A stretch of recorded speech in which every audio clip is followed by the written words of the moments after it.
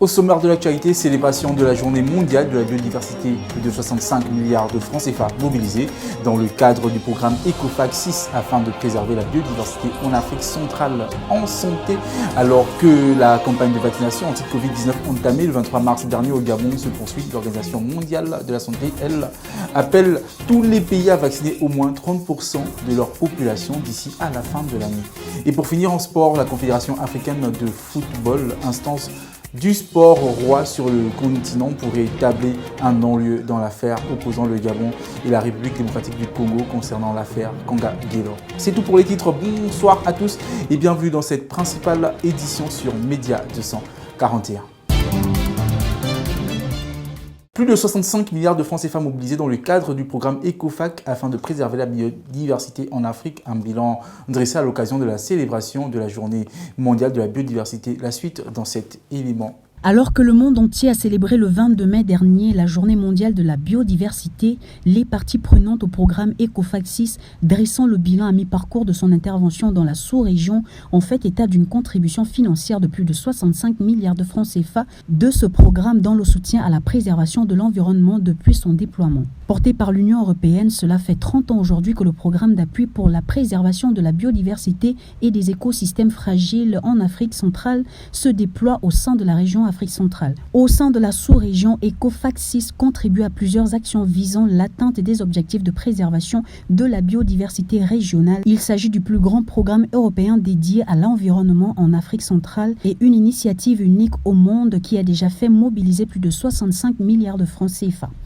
Ce financement a servi au sein des États à la gestion des aires protégées à travers des contrats de subvention avec des opérateurs privés, pour la plupart des ONG internationales, avec une expérience reconnue en matière de conservation, travaillant avec les communautés locales et les peuples autochtones. Depuis son déploiement, plus de 95% du financement a déjà été engagé. Les pays appelés à faire vacciner au moins 30% de leur population d'ici à la fin de l'année. Je vous invite à suivre ces explications de notre rédaction. C'est l'appel lancé par Tedros Adhanom Ghebreyesus, directeur général de l'Organisation mondiale de la santé, en marge de la 74e Assemblée mondiale de la santé, débutée lundi 24 mai 2021. L'objectif à moyen terme est d'atteindre dans un premier temps un taux de vaccination d'au moins 10% en septembre 2021, puis d'au moins 30% d'ici la fin de l'année.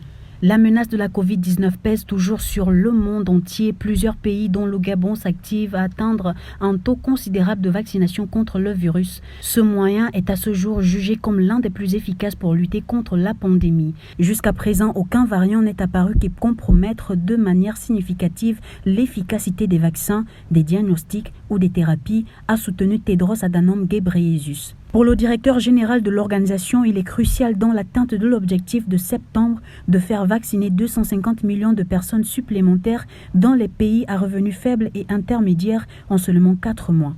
Au 18 mai 2021, le Gabon enregistrait plus de 12 000 personnes déjà vaccinées avec une extension de la campagne sur l'ensemble du territoire national. Un bilan plutôt positif qui montre l'engouement des populations au plan national. Prévu durer 9 jours, les travaux de cette 74e Assemblée ont pour objectif de mettre fin à la pandémie de Covid-19 actuelle et prévenir la prochaine pandémie. Terminons en sport avec l'approche de l'épilogue du dossier Kanga Gelo. Après avoir entendu les deux fédérations ce 24 mai, la CAF pourrait établir un non-lieu, c'est du moins ce que pense la rédaction de Média 241, comme l'explique cette analyse. La Fédération gabonaise de football FEGAFOOT a été entendue ce 24 mai 2021 par la Confédération africaine de football, CAF, dans l'affaire concernant l'international gabonais Kanga Gelo. Selon les sources proches du dossier, la Fédération congolaise de football association, FECOFA, n'aurait pas fourni assez d'éléments capables de prouver leurs allégations. La CAF pourrait conclure un non-lieu.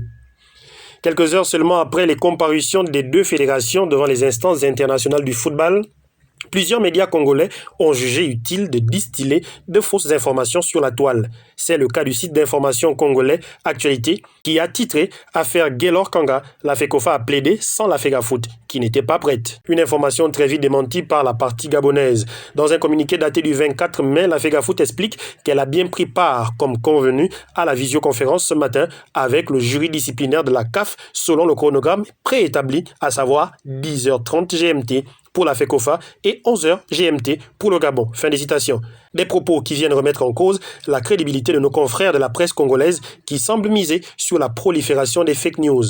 Tout en rassurant le public gabonais quant à l'épilogue de cette affaire, la FEGAFOOT a indiqué attendre sereinement la décision écrite et motivée qui sera prise dans les prochains jours par la CAF, laquelle devra fixer les deux parties et définitivement clore le débat sur l'éligibilité du joueur avec la sélection gabonaise. Une affaire qui, selon plusieurs observateurs, ternit l'image du football africain. C'est tout pour cette édition. Merci de l'avoir suivi. On se donne rendez-vous demain lorsqu'il sera à la même heure sur Média 241. D'ici là, portez-vous bien et continuez d'observer les gestes barrières pour freiner la propagation du coronavirus.